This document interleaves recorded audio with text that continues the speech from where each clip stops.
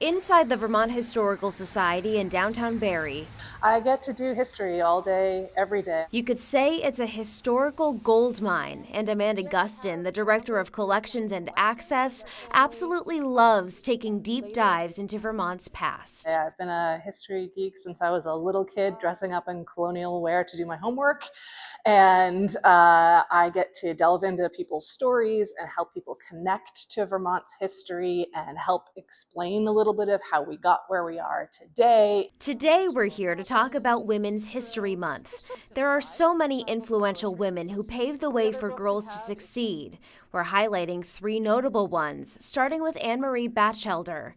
She grew up in Burlington in the late 1800s and wore many hats, including as a writer and a journalist. We have two books of poetry here. She wrote about life in Vermont. Here's one called Sugaring Off. I think the best time of year is when the sap begins to rise. Nights are cold and days are clear, and on the hills the last snow lies. And eventually became the associate editor of the Ladies' Home Journal.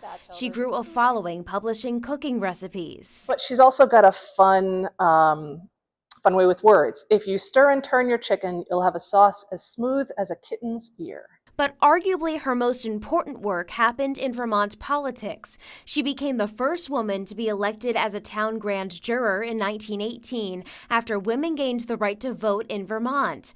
But the fight for equality wasn't over. She was a fierce advocate of the women's suffrage movement to give women that same right across the country. But the fight for women's suffrage was an organized fight everywhere in the United States. Anne Marie Batchelder got involved in Woodstock in sort of her local, for lack of a better word, club association on the hyper-local organizational level, just women in Woodstock who wanted the right to vote and who were working toward that. And she became involved in the statewide organization. You can see that apparatus across the entire United States. Batchelder's efforts paved the way for women like Edna Beard, who made history at the Vermont State House. And in 1920, when women gained the right to vote, Edna Beard ran for the Republican primary for representative from Orange. This is at a time in Vermont history when every single town had one representative. They were not by population, they were by town. So 250 or so representatives in the House of Representatives. So she ran to become the representative from the town of Orange. She lost the Republican primary and then tried again under the banner of what was called the Citizens Party, which is a third party that had a sort of a brief moment. And one of the interesting things, historians have looked back and they have looked at the number of women who've registered to vote in the town of Orange. Something like 80 women registered to vote in the town of Orange, sort of over the course of this campaign, before the primary, after the primary, ahead of the general election. And she actually won that general election against the Republican male candidate at the time. You can make an argument that it was women who put her over the top, newly registering to vote, to make her the first woman to serve in the Vermont House of Representatives. She may have won in Orange, but she didn't exactly receive a warm welcome in Montpelier. She was the only woman, and she was the first person called to choose her seat in the well of the House of Representatives. And she chose a seat and sat down at it. And over the next hour plus that they called additional representatives to choose their seats, no one sat next to her. Over an hour, people chose every single seat but the one where they would have to sit next to the woman. And pretty much either at the end or near the very, very end of seating every single other representative in the state of Vermont, someone chose the seat next to her and was described as taking his seat to laughter and jeers. But I think it's sort of indicative probably of some of the things she had to face as the first woman to hold that position in the state of Vermont. And I was actually looking at some newspaper articles about her service, and I'll be honest, they're kind of sexist, right? But they do also call out that she did a really good job. Right? They're calling it out in language and they're saying things like, for everyone who was worried about being represented by a woman, you don't need to, she's great.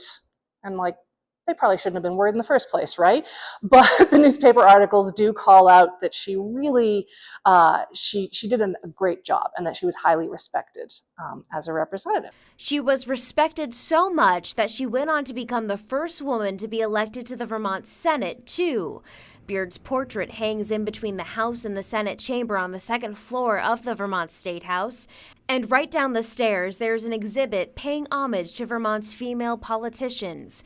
Beard's seat, number 146, that so many of her colleagues were ashamed to sit next to, is now proudly on display near the front entrance of the People's House. Beard may have been the first, but she certainly wasn't the last woman to serve the state of Vermont.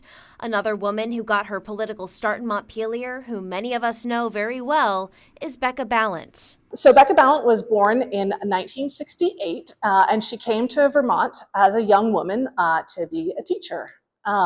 She actually eventually became a history teacher and lived in Brattleboro with her wife and her kids. And then in 2014, decided that it was her moment to make a change and ran for office, ran for a state senate for Windham County. She was elected a state senator from Windham County, eventually became president pro tem of the Vermont State Senate. And then in 2022, when there was a reshuffling of the federal positions at the Vermont level, and there was an open seat for the singular member of Congress, former Representative Peter Welch was running for the United States Senate, she ran to become what would become, as she won, the first woman and the first openly LGBTQ member of Congress from Vermont, frankly, of any federal elected position from the state of Vermont. So she got two firsts in that election. It's kind of remarkable that it took us until 2022 to elect a woman. We were the last or second last to have never had a woman represent us at the federal level. But Becca Balint accomplished that in 2022. All of these women and so many more have earned their right to have their stories preserved and told by historians like Gustin. So one of the things I think about when we study and we talk about women in history generally and in Vermont history specifically is that a lot of the ways in which we have traditionally done or told or researched history have overlooked women's stories. Women have absolutely always been a key part of Vermont's history, have always made crucial contributions to the state, to social life, to political life, to scientific life. We have dozens and dozens and dozens of women in our Vermont Women's History database who have made just these absolutely incredible contributions. And often have been overlooked because there was a tendency to perceive the quote great men of history is the way people usually talk about that standard way of doing history. And one of my personal philosophies is that history is much more interesting the more complicated it gets. And when you look at people who have traditionally been overlooked by history, of which there's a huge variety, right, of people that we might call traditionally marginalized or historically marginalized or overlooked. Like women, history gets more complicated, it gets more interesting, and it gets more real. It gets easier to see yourself in the past and to think about their examples, people's examples for your own life and how our lives could be different now, for better or for worse, right?